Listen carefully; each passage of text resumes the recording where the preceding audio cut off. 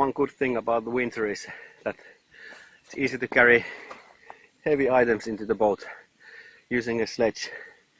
Summertime it's about 200 meters, a lot of tree branches and roots, quite difficult path, and on the boat have to go on the pier and then load on the boat, and quite slow to drive on the harbor. But in winter time, quite easy. The spring is now quite far. We have been coming here during the winter a few times, bringing materials, doing little things, but since now we have much more daylight, we are going to start the real process. But before we do so, let's go around the boat and see how far we are now. Last autumn our aim was to make it waterproof from outside, so we succeeded installing bitumen felt roofing, wooden cladding or PNG timber. It has been painted once. Then we installed windows and metal trimming around the windows. So basically all the snow and rain, it stays outside. At this point also some technical details of this boat. The length of this boat is 11.5 meters. The width is 3.5 meters. This has been registered for 14 people and this weighs around 10 metric tons. The rear part of the boat is still quite unfinished even from outside, because we are planning to build a sauna here in the back. So that's why the sauna's windows and doors are still not installed. This is how far we got inside last autumn. The ceiling, the walls around the windows, this has been insulated. Here in the back the seating frame for sauna has been done, and here in the front the small portion of the flooring or flooring frame has been done. But otherwise we are starting basically from the scratch. Everything has been demolished and we are now making everything new. This is the boat's engine. 1986 year model Volvo TD60B, removed from an old truck, but 4-cylinder, a bit less than 6-liter diesel engine. As you can see, all the wiring and cabling have been now removed, and the idea is now to first of all wash and clean the whole engine room and then reinstall back all the wiring and cabling. We do that before we install the flooring for the cabin. Two obvious reasons. Now there's much more natural light coming through, it's much nicer to work on it, and also the standing height of this engine room is not so high, so it's nice to be once in a while stand up and straighten the back while doing the work. Here in the engine room, first of all we have a hydraulic tank. This boat has a quite good hydraulic system. Steering of course is hydraulic, but then we also heard that since this was an old fishing boat, the previous owners told that there used to be an hydraulic hoist or lift on the deck. Then we have diesel tank. Capacity is 500 liters, which is very nice, very convenient for this size boat. There on the other side we have a big muffler or silencer for the exhaust system, and then there we have a hot water boiler. So it gets the hot water heated up from the engine, so there's a coolant pipes running through the heat exchanger in that boiler, so that when the engine runs in about 15 minutes it heats the domestic water, so to speak. But then there's one very interesting point here which we haven't figured out yet why it is here. It's this mailbox here in the engine room. Actually here it even engraved the names, first names and last names of 2 persons, but we haven't figured out who these persons are.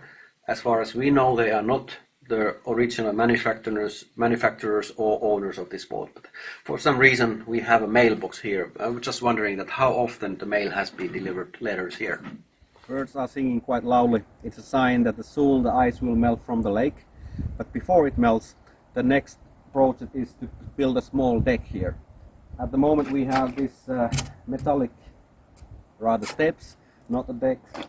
So idea is to have a stainless steel pipes, make a frame out of them, and then have a wooden deck on top of it. About 1 meter wide, a bit more than 1 meter, and later we will build the steps so that it's easy to get from the upper deck into the lower deck and then to go to swim. So that's what we start to do now.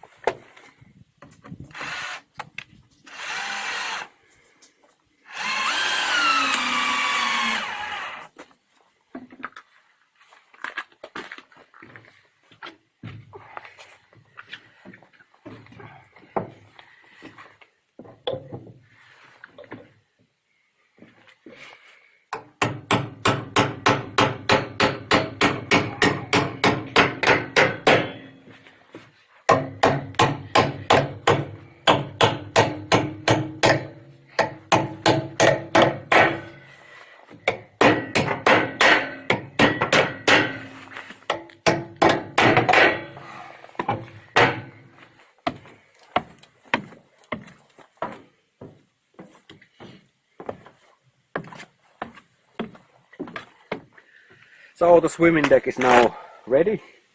This is how it looks. After all, it came quite large.